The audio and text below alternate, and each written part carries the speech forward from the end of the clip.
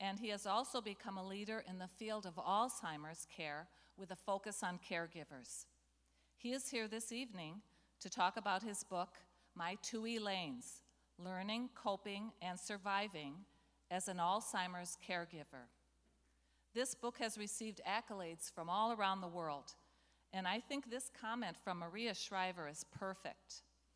Marty shares the story of struggle that will resonate with caregivers. With a true public servant's heart, he provides tips and encouragement, sure to help male caregivers in particular. I've had the pleasure of hearing Marty speak, and I know that he speaks with empathy, candor, and even humor. And we're going to learn so much from him this evening. Our plan is to have him speak first, then we'll have a Q&A session, and afterwards we'll go out into the narthex where you'll have a chance to purchase the book, and we also have some brochures from the Alzheimer's Association, which might be helpful. Now, I'd like to introduce Marion Schreiber. She's just going to share a short story about Marty. And I don't think he knew, so here we go. No, I feel very honored to be able to share this anecdote with you folks. As you all sit here looking at our beautiful stained glass windows, I would like to give Marty credit for being one of our donors to this program. We probably could not have done it without his help. So it's his kindness, his compassion that he has for others. And I'm just happy to share that with you.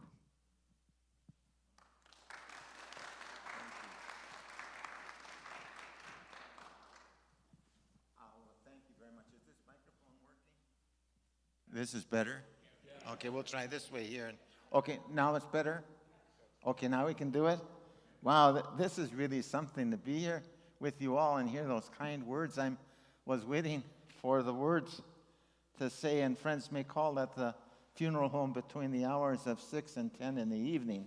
And so this is pretty nice to hear all those good things and still be vertical. So thank you very, very much. I appreciate that. It was sort of a great compliment that Marion would come and say those words.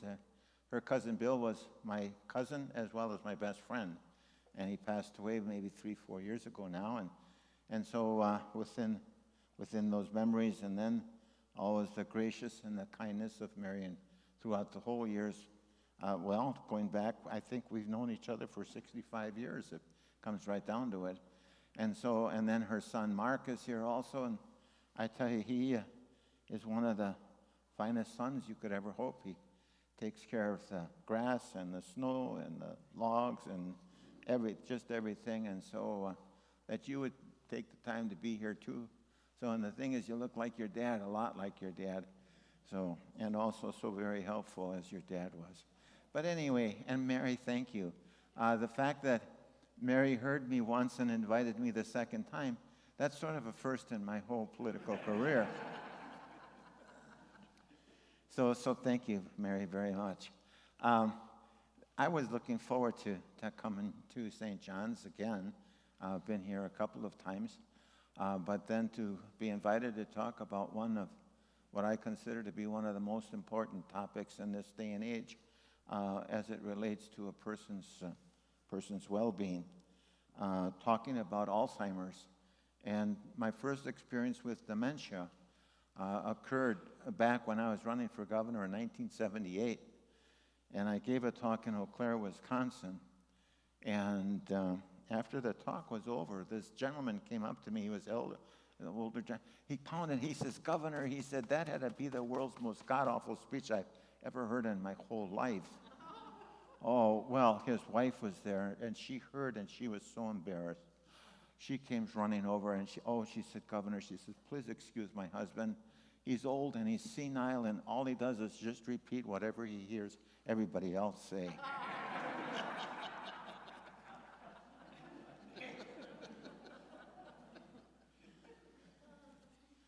So my two Elaines, it's really based on the principle of Alzheimer's is bad, ignorance of the disease is worse. And when I say ignorance of the disease, I mean ignorance of the disease by, yes, the medical profession, by caregivers ourselves, by friends and neighbors and relatives of people who are ill, communities, churches, ignorance of the disease. And this is not what you call a chicken casserole disease. If I, for example, had knee surgery and I'm laid up, you'll bring me chicken casserole. 2700 South Shore Drive, Milwaukee 532. But anyway, so you'd bring me chicken casserole. If I have heart surgery and I'm trying to recover, you'll bring me chicken casserole. But if your loved one has Alzheimer's, because people are ignorant of the disease, they don't know what to do. So they stay away. And because they stay away, the job responsibilities of a caregiver and also the life of the person who is ill becomes even more of a lonely feeling. And you begin maybe sometimes to feel deserted and even abandoned because people don't know what to say or do. A lot of that is my own fault, and a lot of that is the caregiver's fault. But the point of the matter is we are so unknowledgeable and sort of frightened about how we handle this and work with friends, neighbors, or loved ones who might have someone who does have Alzheimer's. So what happened is, so Elaine, my first Elaine, that was the girl I met when I was a freshman in high school in Latin class. And gosh, it was love at first sight, everything. That was just, so we dated and we went steady and we got engaged and we got married and 4 children and 13 grandchildren, now 8 great-grandchildren, and my companion, my life's partner, everything you could ever want in a loved one, in a life's partner. Well, the second Elaine began to appear when she was about in her mid-60s. And what would happen is she would get lost driving to and from places she was driving to and from for 10 years. She would get, as a marvelous cook, sometimes she would mess up recipes so badly that she would cry.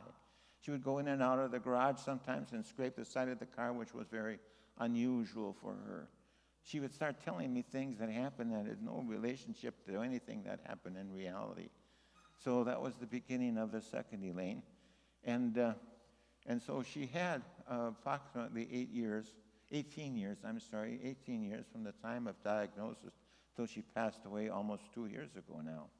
And so the doctor at the time of the diagnosis said basically there were 4 things that we should be doing.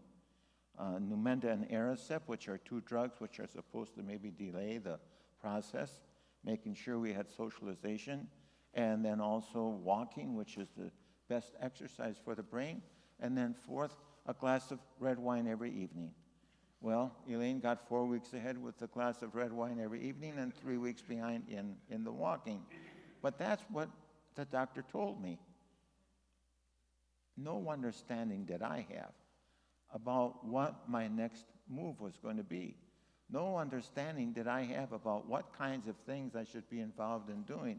No understanding about what my kind of actions, what do I do? Well, so I went to the bookstore and I looked at a whole bunch of books. There's a lot of good books on Alzheimer's, but nothing just really gave me an insight. So I went along on my way, just not really understanding what it was all about.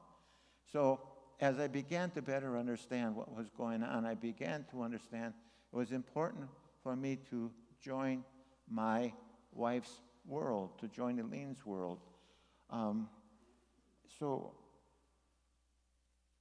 what happened is, well, I want to sort of mix in here. Before we go to went to press with the very first edition, going back, I found a series of notes and journals that Elaine had been keeping since she was diagnosed. I went through those notes and journals, and I want you to know that we had prayed together and cried together, but never did I understand the courage that it takes to have this disease diagnosed, knowing about it, and continue forward. Never did I understand the courage that it takes, but also never did I understand how important I was, a caregiver, as her lifeline.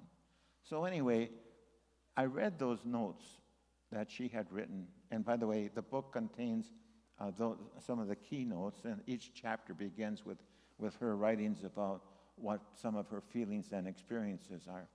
And so I think about what she had.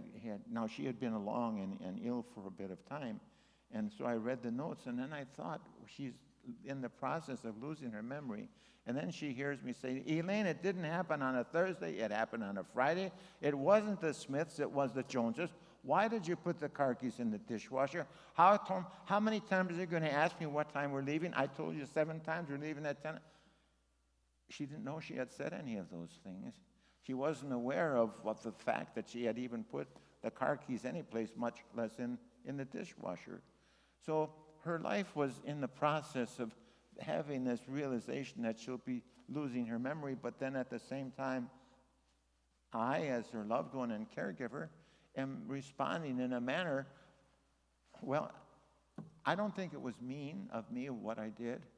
I was trying to keep her in my world.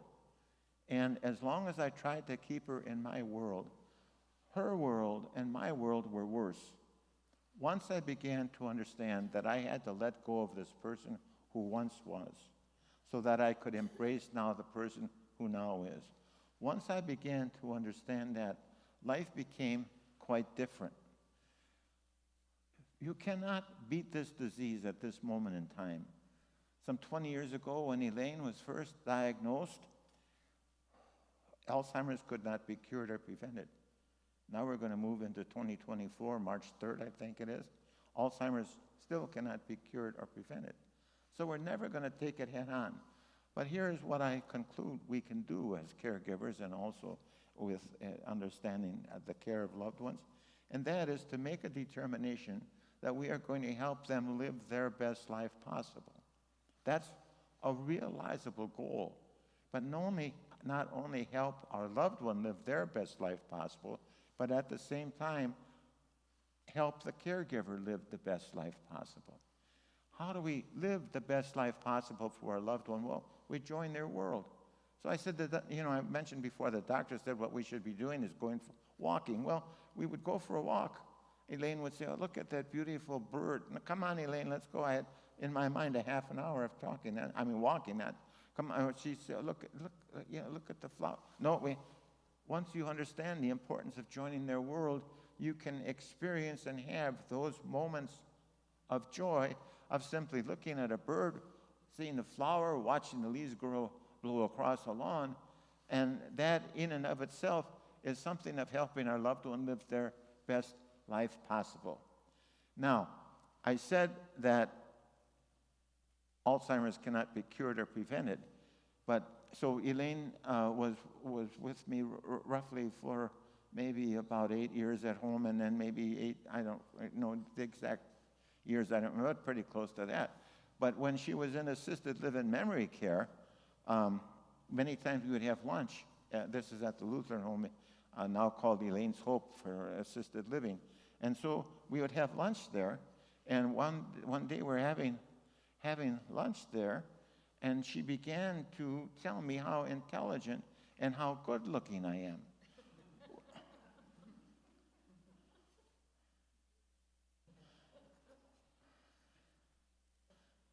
Well, anyway, there was a doctor and a nurse that was sitting next to us, and they heard her tell me how intelligent and how good-looking I am repeatedly. They said, Elaine is right. And so they wrote an article for the New England Medical Journal. Breakthrough. Elaine Schreiber is getting better because she knows her husband is intelligent.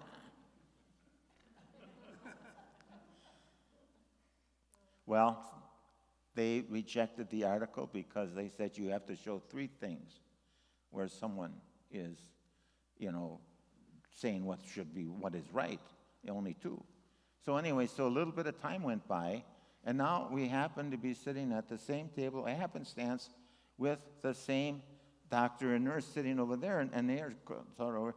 Now, Elaine gets on how did we meet? I said, well, Elaine, I said, we met when we were freshmen in high school. I said, I fell in love with you right away. I knew I wanted you for my wife. And whenever a boy got within 50 feet of you, I bopped him on the head. And she looked at me and she says, you're a bullshitter. Well, now they have the three things. And if you pick up the New England Medical Journal for summer, maybe July edition, I think you'll find out that that's one of the things that we've got to be doing. Anyway, some of that story is not true. So, to male caregivers, I will say a couple of things. We got to get away from the fact of thinking that it's not right to ask for help. And I want to try and stress with male caregivers that it's the courageous thing to do and the intelligent thing to do and the common sense thing to do.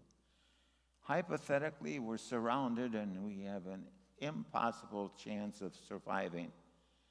To not go for help, how foolish is that?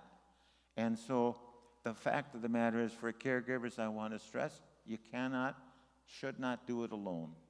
That you should make sure you get help, not only for the benefit of your own, but for the benefit of your loved one. When I was doing this on my own, I wasn't sleeping right, I wasn't eating right, I wasn't getting exercise, I wasn't socializing. And what happens is we get involved in a guilt process because as you work with your loved one, you think you just about have everything under control, but because the disease is regressive, what happens is the next day it's a new day and a new challenge. So what am I doing wrong? Well, maybe I've got to spend more time. And so what happens is, because of the lack of sleep and because of the worry and also the anxiety, I became what I call irrationally irritable. And I have had to buy more boxes of candies and roses, flowers for people across the counter. It was just, I felt for some reason or another so irritable and took matters into my hands, which as an ordinary person I would have never done that. And so for male caregivers, I want to say that you are your loved one's lifeline. And if we assume hypothetically that I won the great big $1 billion lottery and I took all of you on a Caribbean cruise, with the exception of those who laughed when I said I was intelligent and good looking. We go on a cruise, now we're cruising in the Caribbean, and one of you goes overboard and we throw you a lifeline. And you grab the lifeline to be saved, and you grab the lifeline, but it breaks. Well, we as caregivers are the lifeline for our loved one. And so we want to help them, and we throw them that lifeline, and it breaks. Why does it break? It breaks because we as caregivers gnawed at that lifeline. We gnawed at it by not getting enough sleep, by not having a proper diet, by not getting help, by not getting any respite kind of relief. And so we know it that, and it makes everything so much worse. What is our goal? We can't beat the disease. Our goal is to help our loved one live our best life possible. How can I help my loved one live my best life possible when everything sometimes just grates and grinds at you? And so you've got to make sure you take care of yourself. That is just one of the extremely important things. How do we help our loved one live their best life possible? Well, I call it therapeutic fibbing. And so Elaine once asked me, how are my parents? I said, well, they're both dead. Well, the shock on her face when she realized that she hadn't said goodbye, much less attended their funeral and so forth, I promised myself I would never put her through that again. So the next time that she asked me, I said, they're great. I said, your mom likes working at church. Your dad likes us. Oh, she said, that makes me feel so happy. Well, that's therapeutic fibbing. 2 things about therapeutic fibbing. 1, I tried it the first year of marriage. The second point on therapeutic fibbing is, now not everyone believes this, but when Moses went up and got the 10 Commandments at Mount Sinai and brought them down, I was there. And so he brought down these 2 tablets for the 10 Commandments made of stone, and it was in Arabic language, and but I couldn't read it. But I looked on the other side of the tablets, and written in pure English, very easy, big letters, therapeutic fibbing is okay. Therapeutic fibbing is good. Therapeutic fibbing is encouraged. Because sometimes we don't, we have to join the world of the person who now is.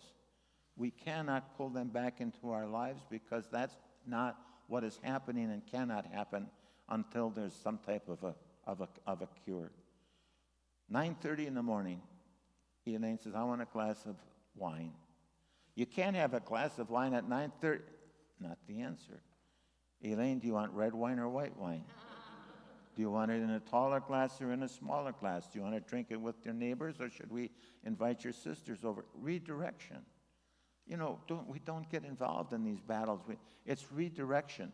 And if redirection in this instance does not work, what is wrong with having a glass of wine at 9:30 in the morning if the person drinking it doesn't really understand it's morning or noon anyway? And so, again, the importance of this is to join the world of the person who now is. Why? Because that's really our only option as we fight this disease with our goal to help our loved one live their best life possible. Now, one of the things that we caregivers have found out is that we end up in places we never thought we would be. Did we ever think we'd be here together? Is it today March 3rd at St. John's, Brookfield? Marion, Mark, all of you together. So here we are. And so what it reminds me of when I was elected to the state senate back in 1962. And one of my responsibilities was to go to Washington, D.C. for a meeting. I was on the state senate education committee. If you take an early morning plane out of Milwaukee, you can fly to Washington, D.C., have your meeting, and come back the same day, which is what I was doing. So now it's 5 o'clock in the morning. We're boarding the plane to leave at 5:30. And in front of me is this gentleman. He had to be one of the most expensive suits I've ever seen. And he had, just a silk tie and a great attaché case. And he was in a very important, well, anyway, as he's getting on the airplane, he says to the flight attendant, he said, does this plane stop in Detroit? She said, yes, sir, of course it does. We land in Detroit, people get off the airplane, people get on the airplane, then we fly on to Washington, D.C. Okay, he says, I have to get off in Detroit. She said, fine. No, he said, I have to get off in Detroit. She says, yes. No, he says, I'm inclined to fall asleep. If I fall asleep and it's going to be one of the most important meetings, you have to get, will you help me? Yes. He says, do you promise you'll get me off of this airplane in Detroit when we... She says, sir, I promise I will get you off of this airplane in Detroit. Now we land in Washington, D.C. Here, this distinguished-looking gentleman is in the process of getting off of the airplane in Washington, D.C. As he walks up to the flight attendant, he berates her. Terrible. Well, I walked up to the flight attendant. I was behind, and I said to the flight attendant, I said, that man certainly was angry.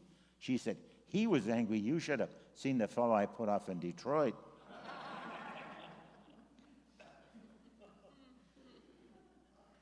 One of the things we have to think about and talk about, and I call it, it can be unacknowledged grieving. So I had a friend who retired, living a good life, and he died of a heart attack tragically. And so there was a funeral, and people came and expressed their sympathy, their condolences. And there was closure. As tragic as this whole thing was there was closure. Caregivers see a little bit of their loved one memory pass away a little bit every day. And so what happens is that we as caregivers not only are feeling the guilt because we can't keep our loved one where we want. We're worried, we have anxiety, maybe we're irrationally irritable. And so the point of the matter is we don't understand that what we are doing also is going through the process of grieving. We have to understand that so we can face it. And also as we understand it, through facing it, we can get counseling, or you wake up in the morning and you feel absolutely miserable.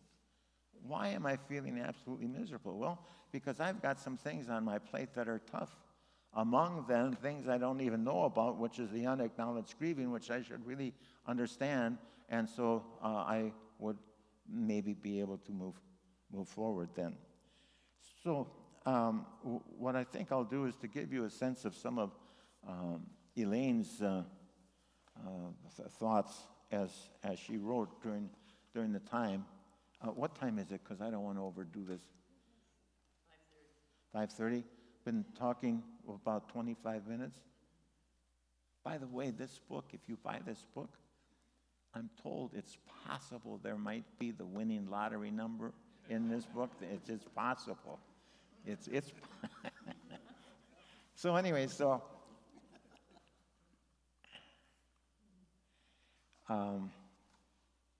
she wrote a letter to her dear loved ones very early in her diagnosis.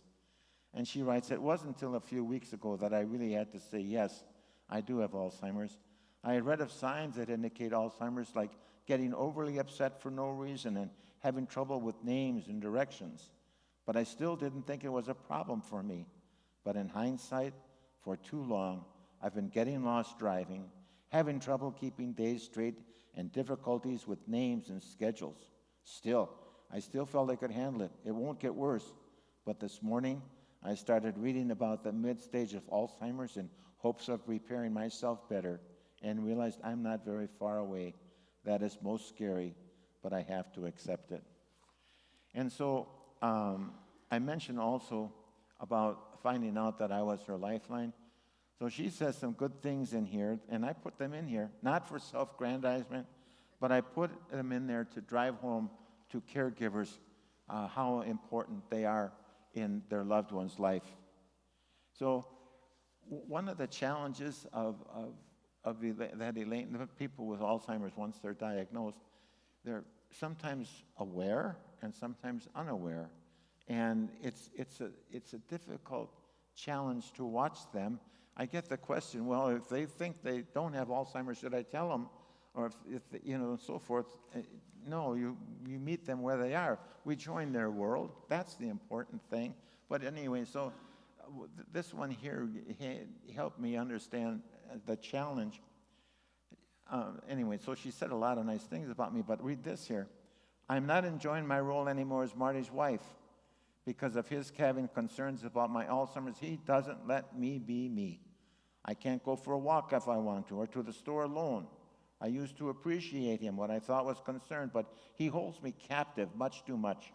I'm going to try to have a second opinion because I really don't think I have any problem. I know how to drive or walk any place. I want to enjoy him, but he doesn't believe me, and I hate the control he has placed on me. I don't even think I have Alzheimer's per se." And so that was enlightening to me, again, just to get a sense of what that challenge is.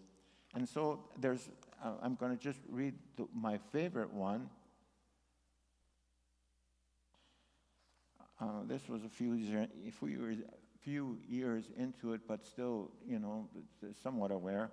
She writes, "Life is good, and I plan to have it continue that way until my children tell me it's time for a nursing home or something like that. This is realistic with what my Alzheimer's book says about my future, but till then I will try my best to be normal, whatever that means, and keep my happy side of life always continuing. I'm lucky to have such a good family and many friends to help me get through all this, and so another great day to thank the Lord and smile, smile, smile." So that was really sort of special. One thing I wanted to mention about her, I said about my partner, my life's partner. If I would run for political office, she would be the hardest working campaigner, and she would help me in everything that I would do. If I would run for political office and I would lose, she would never let me feel defeated. And it's that whole understanding of not making sure we don't need to feel defeated. We may lose, but we will never be defeated. And so that's part of the legacy that she leaves with me. And sure, we've got challenges, but we can always find a way to go on. What I'm thinking here is that I found since the first edition came out, I found a few more notes. And before I do that, maybe I should tell you about the importance of prayer, persistence, and patience. I'm told this lady had this parrot, and all this parrot would say all the time was, "Polly wants a party, Polly wants a party, Polly wants a party." Well, she was expecting some very important guests, and she was concerned what they are going to think of her if all this parrot knows is Polly wants a party. What kind of woman has a parrot like that? She becomes so worried about it that she goes to see her minister. She says, "Pastor," she said, "you have to help me. I've got this parrot. Polly wants a party. My friends are coming. They're not going to think, what do I do?" The pastor said, "This is a miracle." He said, "This is unbelievable." He said, "I happen to have two parrots, Peter Parrot and Paul Parrot." And he said, "I've had them for 7 years. And all they do is pray. They pray every minute of every hour, of every day, of every week, of every month. For 7 years, they've been just praying." "Well, what you should do," said the pastor, "is bring your parrot over with my parrots, and my parrots will be a good influence on your parrot." And they agreed. So the lady went home, got her parrot, brought it in, and they opened up the cage and put it in with Peter Parrot and Paul Parrot. And sure enough, Polly wants a party, Polly wants a party. Peter Parrot looked at Paul Parrot and said, "Our prayers have finally been answered."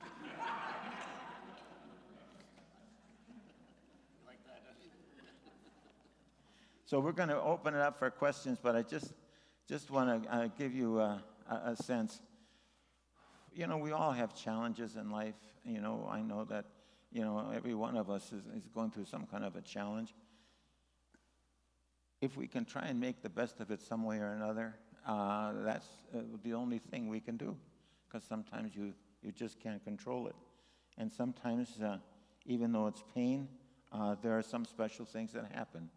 I've got a lot closer to my children, and had some important experiences with other men who are going through this and trying to figure out how we can jointly get through this together. But anyway, so I'm getting too far off track. But I wanted to show that difference in the ending of the book because of what I found from Elaine. Elaine wrote me a note. But anyway, so I conclude by this, then we'll open up for questions. So the question and answer period, how we're going to do that is, if you ask me a question, I will try and repeat it so everyone can hear it. And if you ask me a question that I do not know the answer to, I will rephrase your question so that there will be no question you can ask me that I won't be able to respond to. So we'll do that way. Anyway, these are the very last words in the book. By the way, the book, if you're from Canada, you have to pay $34.99 for this book. If you're from the United States of America, it's $27.99. But because I know the author, I have a special author presentation at $20 per book, including the sales tax if you do not tell Governor Evers. So you can take a look at this. So the self-published book I did on my own, and I knew someone who who did it, and so they gave me some guidance. So then a couple years ago, to maybe a year and a half ago, then someone from Harper's felt that this book was important enough that it should go, nationwide and beyond. And so I just got my statement from Harper's, and it's a very narrow market for the book, but it's far away as Canada and so forth. And we had some people doing some book clubs in England. That was pretty. Well, here, we're going to read this, then we're going to open up for questions and answers. So this is it. She said, I conclude by writing, I'm so very lucky I met Miss Elaine Ruthaney in freshman Latin class. Lucky to have her fall in love with me.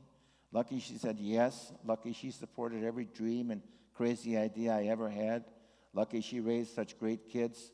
Lucky I still get to hold her hand every day.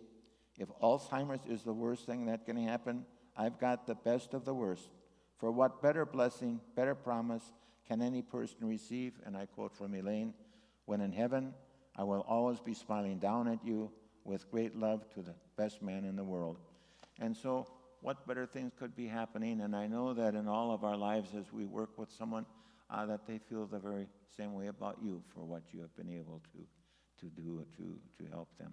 So with that, let's open it. Try if you have any questions. You don't have to have any questions. Do you have any questions? Was there one thing in particular that happened that said, I need to write a book? Like, what prompted you to do that?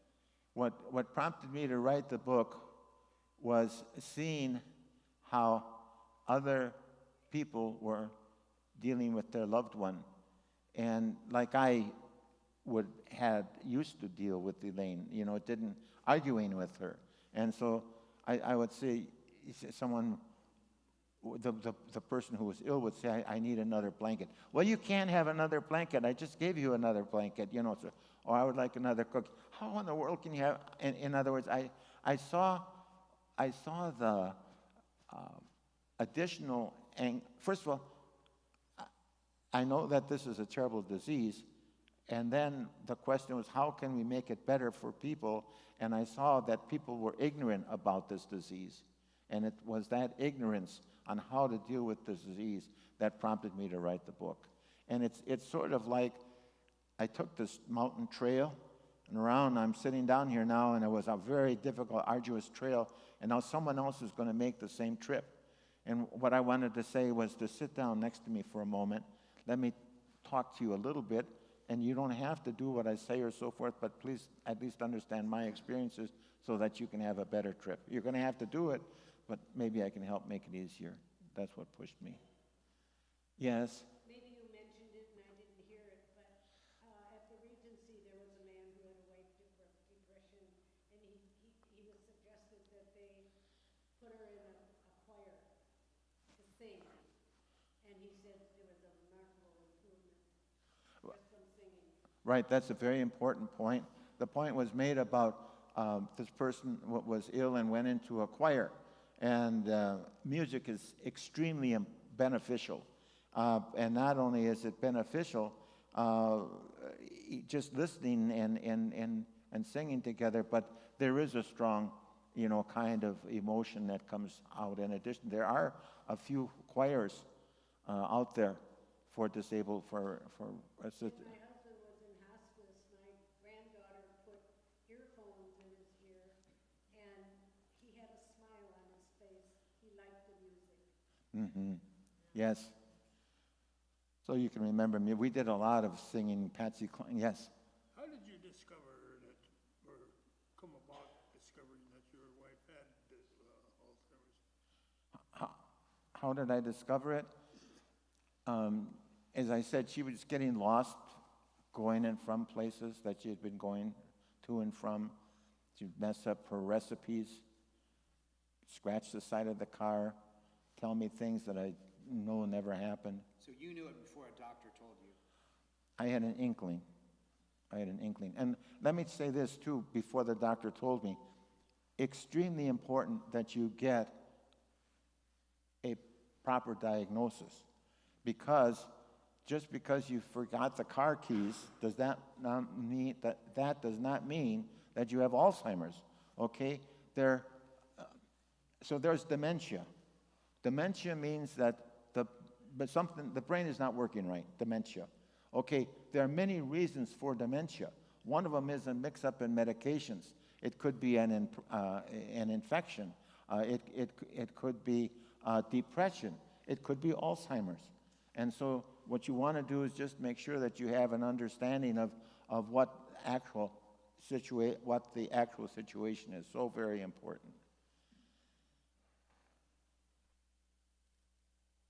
Yes? Gail, by the way, has been a friend of the Schreiber family for probably 60 years as well, too. And we would go on skiing trips together and so forth. So yes, Gail. First comment is, after I read the book, which I will admit I got for free.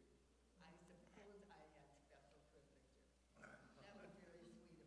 But since then, I bought another book, and I took it when I went to my exam a couple of years ago with my primary care physician, and I gave it to him. And he had never heard about it, and he obviously had not read it. And I would like to think that that was kind of inserting something into his realm that he had not known about. So I think that might be something. When you finish reading the book, you might consider passing it on to someone like that who may be faced with it along the way more than we are. Second question. Excuse me, did everyone hear that? No, okay. What she said that she... We could use a microphone. Oh, sure. No, that would be fine if you want to do that. She said, how could I possibly have lost the election for governor back in 1978?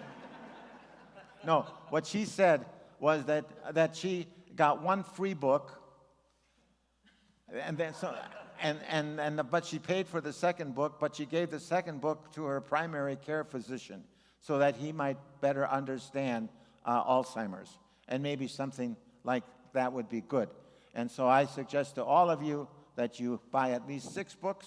But then also what I do, I try to talk to as many nursing students, even pharmacy students, welfare, social workers and so forth. I did a little stint with the head of the Medical College of Wisconsin about a week ago over WTMJ. So you're right, we trying to spread the message. Also, you should know that in the Milwaukee area, the Alzheimer's Association has developed a program whereby we're trying to get to doctors so that when a doctor makes the diagnosis, he can ask the caregiver if he would allow the doctor to sign a slip with confidentiality, but so that the Alzheimer's Association could contact the caregiver to give them some insight then into what kinds of opportunities are available from the standpoint of counseling and support groups and so on. So there is an increasing degree of assistance out there. Yes, the second question.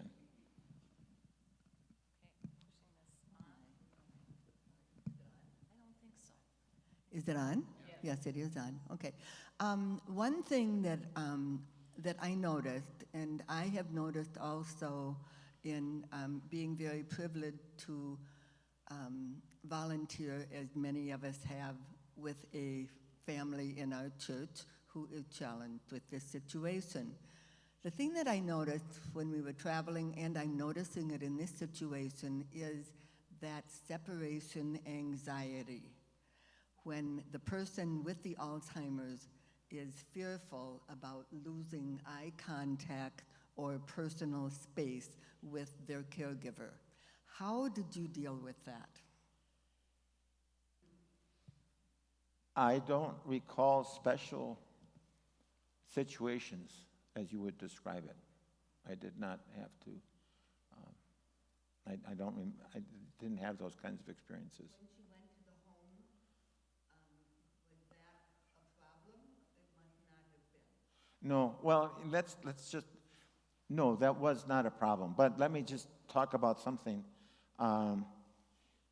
So what happened, Elaine and I were again at assisted living, memory care. We were having lunch. And she started to cry. And I said, Elaine, why are you crying? Well, she says, I'm beginning to love you more than my husband. And so I didn't ask her what's wrong with your turkey husband. I didn't do that. But what that meant to me, though, was it was not necessary for her to know my name in order for our hearts to touch. And so you mentioned, direct eye contact and so forth. Well, hearts can touch, through direct eye contact, through singing, through holding hands, through giving a hug, through singing a song. And so many times people say, well, I don't know if I should go visit that person because of whatever. Well, the point of the matter is, go see them, and you will be able to touch their hearts in any way just by giving them a smile, looking them in the eye, holding their hand, or whatever. I hope that sort of responds to that. Next time, ask me questions I can answer. Oh, yes, here. Do you have in your book different forms of Alzheimer's? Like, they can get violent. Like my sister-in-law had Alzheimer's and she laid in bed, and the only way she could follow people with her eyes. There's other people that make a joke of anything that you say, or like my best man, he has to have a bowl of, what do you call it, lettuce in his hand. And he has lettuce, and my best friend's son goes over to see him, that's his uncle. And he says he talks and he talks and he mentions names that he says from his dad, he says, you don't know any of these names. The names are way out, he says. And he says, you wouldn't know any of the names. But he says every time he stops, he's got to eat that lettuce out of that bowl. But he says the names aren't there. But the woman next door to my niece, to my sister-in-law, the other side, she laughs at everything that you say.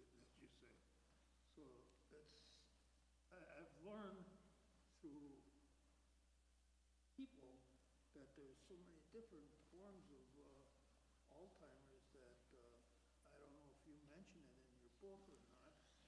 But right, I just talked about my own personal experiences, but you are right. There are many manifestations, experiences that people. I don't know how many more different kinds there are.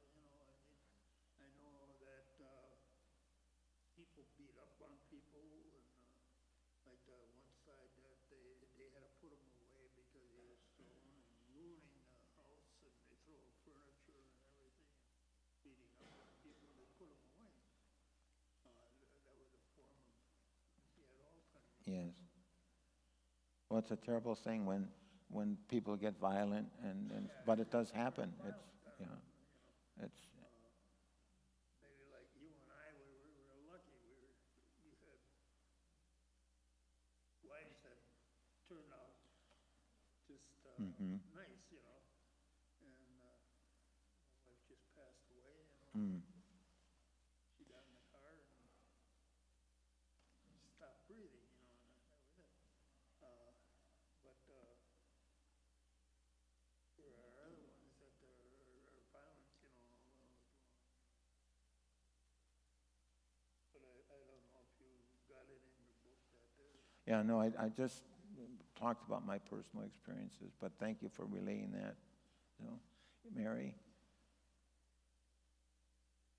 Thank you.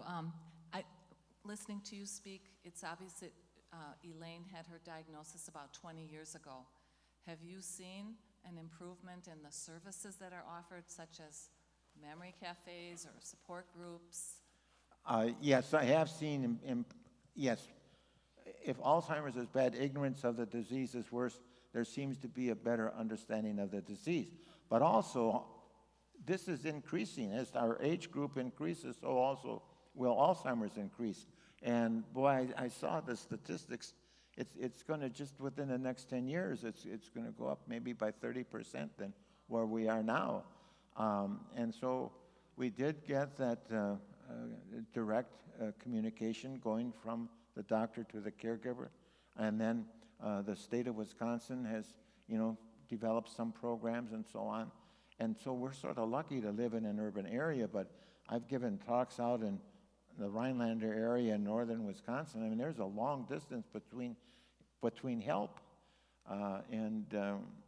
it's a tough challenge, and so yes. Could you talk a little bit about the point where you transitioned from family home to an institutional setting, or what your thoughts are on that?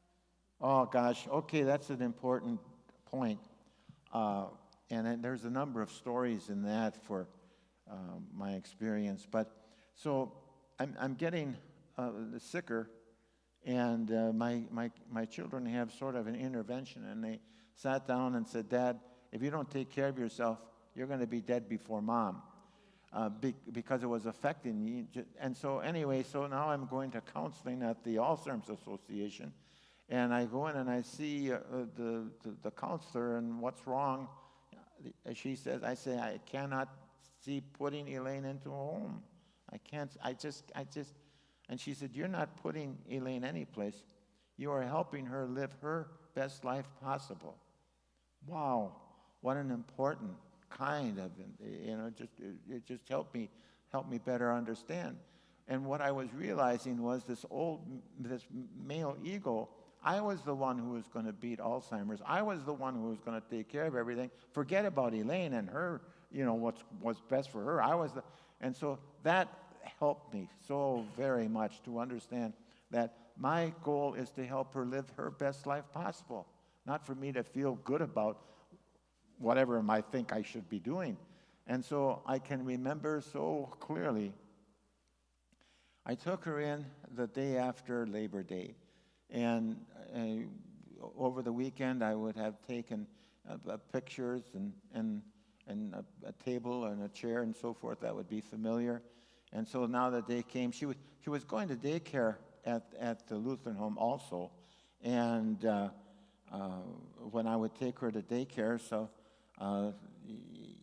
and pick her up and so forth. Well, anyway, and this is the morning we're going to daycare, and we're not going to daycare. We're going over to assisted living memory care. But anyway, so I can remember where we're leaving our home, and I'm ahead of her. And as she left the door open. And I did not have the heart to ask her to close the door, because I knew this is the really end of our life, as it relates to what we had. And so I took her in, and it was but it was a beautiful day. So then on the way out, as I was leaving, in the parking lot, there was a couple, a group of 4 people standing and talking, and these were Elaine's classmates, so to speak. And one of them, in assisted living in the daycare, was a young man of 45, or maybe about, but a good, handsome man. And, I walked out, and the sun was shining. I'm feeling, just terrible. And and I'm thinking, gosh, 45, and some type of dementia and so forth. So he looked at me, and, he said, how are you? Fine. I said, he says, that's a beautiful shirt. He said, could I have that shirt? That's a beautiful blue shirt. Well, I happen to have another shirt in the car, so I said, well, come on over here.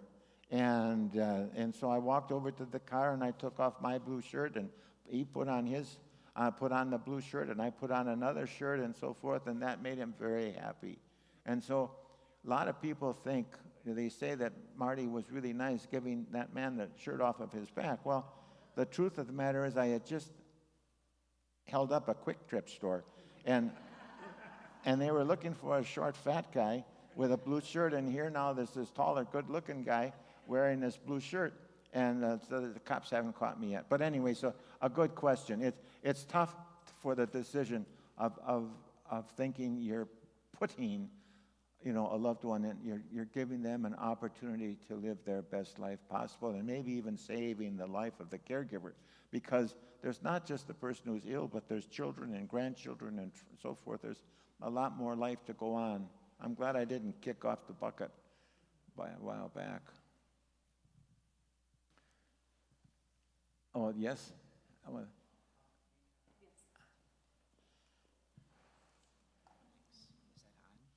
Is that on? Yeah, my wife is mid-stage Alzheimer's, and in some respects, maybe even a little bit beyond that. I will vouch for what you said about the reaching out for support. The support, especially from members of this church, has been fantastic. So I totally acknowledge that. One struggle that I have is that even with, people's willingness to help and be there, is that I have a sense of guilt myself in reaching out. I guess thinking in my mind that, everybody's got their own lives and struggles or whatnot.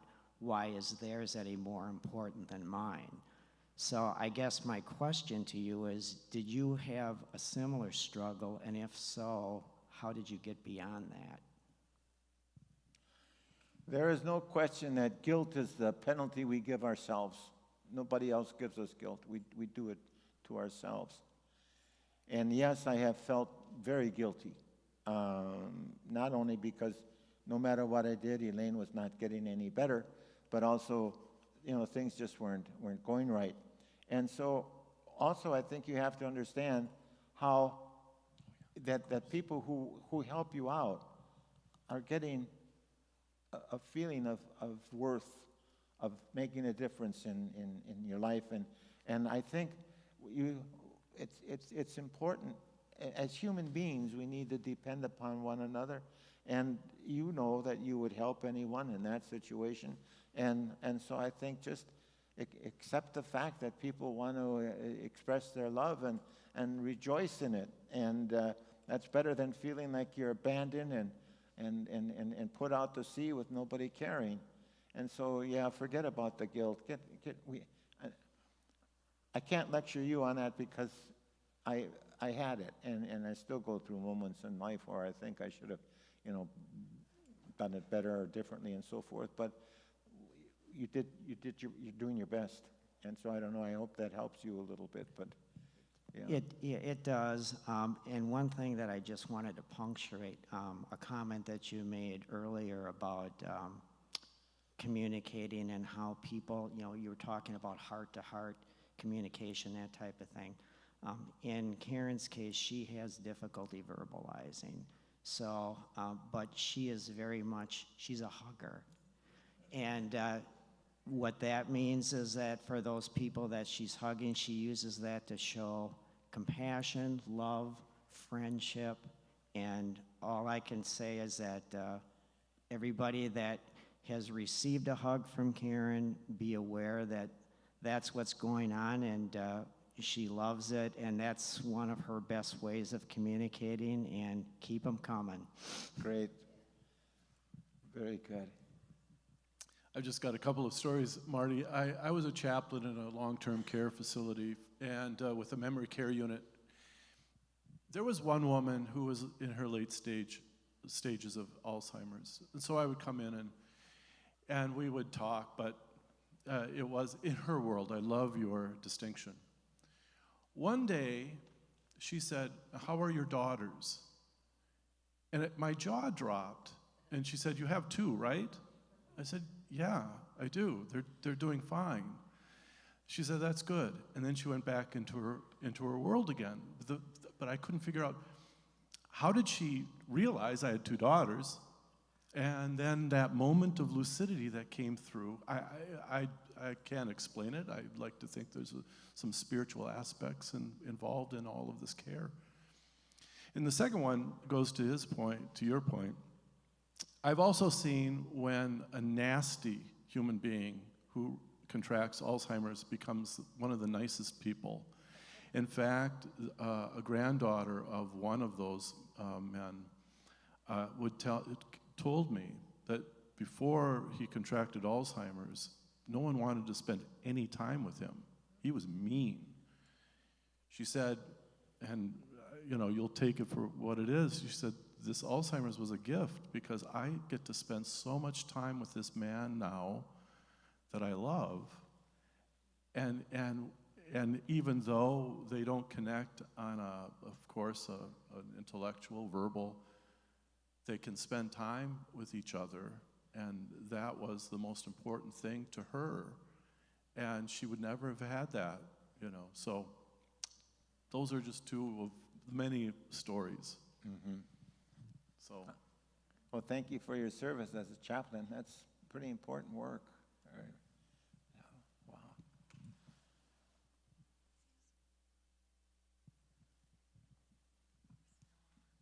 About 7 years ago, the doctors weren't very astute about what to tell you. And when Ray went in for an assessment at the Waukesha Memorial Hospital with the neurologist, he was in one room and got tested, and I was in another room. The neurologist walked out of his room, and he said, "You both belong in assisted living." This is funny now, but since then, after that, we went to memory cafes, and there were things that were being done. But I still think the doctors need more knowledge, and they need to read the book, and they need to know, what to tell the people. And they aren't very good about that. They just make a diagnosis, and there you sit. That's correct. That's a good quote. They just make the diagnosis, and there you sit. Okay. That's all they said. Right. You both belong in assisted living. Yeah. Yep. Well, thank you for sharing that story. That's and it's tough, and hopefully that there are more things happening now where, as you said, memory cafes and support groups and so forth that are better. All right, we don't want to run into next Sunday's church service. No. Thank you so much for all the questions here today. And so many of us have been the beneficiaries of Karen's hugs. And thank you for, just defining that for us. And we knew that in our hearts, but thank you so much.